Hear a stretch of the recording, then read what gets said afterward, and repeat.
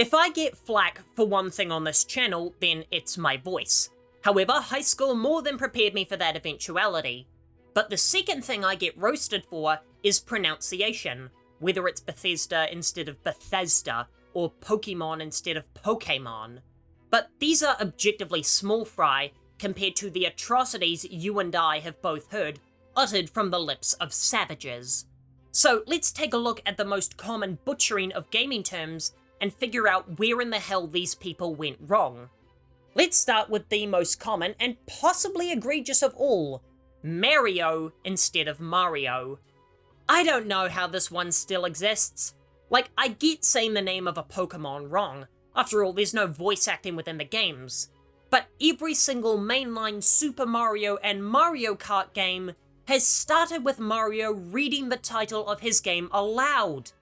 The only acceptable excuse is that this was ingrained on you in the SNES era or earlier, but you can't be under 35 and still be saying Mario. But where does this variation come from? Well, like most of the names in this video, it's going to come down to regional dialect. Mario is an Italian word, and many Italians immigrated to America, so their dialect took over, leading to the correct pronunciation coming from the States. But in England and Canada, vowel sounds tend to be shorter, leading to a much smaller emphasis on the R sound, meaning that Mario sounds more fluid coming from their lips. But guess what, Yankees? You guys, by far, have one of the worst, most prevalent butcherings of a gaming term I have ever heard, and it doesn't have the luxury of being tied to a franchise. It's ubiquitous across so many RPGs, and I hear you guys mess it up every single time. It's mana, not mana. I can see where you went wrong. You're pronouncing it exactly like it's written, so I don't fault you for making the mistake. But honestly, look me in the eye and tell me mana is even half as cool sounding as mana. The R adds so much to the mythical properties of the substance, creating a sense of wonderment and mystery surrounding what it could possibly do. It represents the limitless possibilities that this ether taps into, unleashing an entire mystical world upon you. Or you could just say man with an R on the end of it. I'm sure that adds just as much gravitas and atmosphere to this wonderful world. Let's stay in the realm of RPGs and go to another hotly debated pronunciation, Chocobo or Chocobo.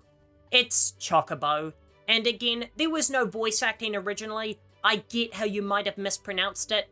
But where in Ketchi's coiffed fur did you get choke from? Where did you find the extra E?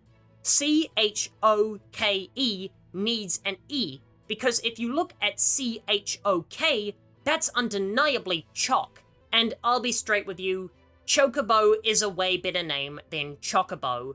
But that's what happens when you let British people have a monopoly on fantasy realms. Those three are the ones I expect to be the most hotly debated, and I can understand the arguments behind each of them. These next two are flat out irredeemable, and if you are unironically saying these with English as your first language, then there is simply no saving you. Firstly, Ocarina of Time.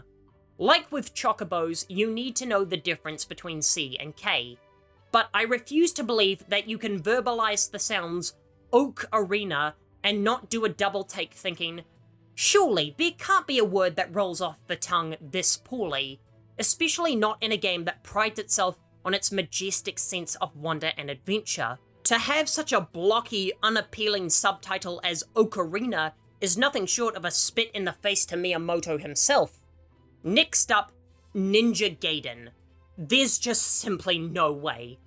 The reason I simply cannot believe this was an actual interpretation and not a mock insult is precisely because of its age.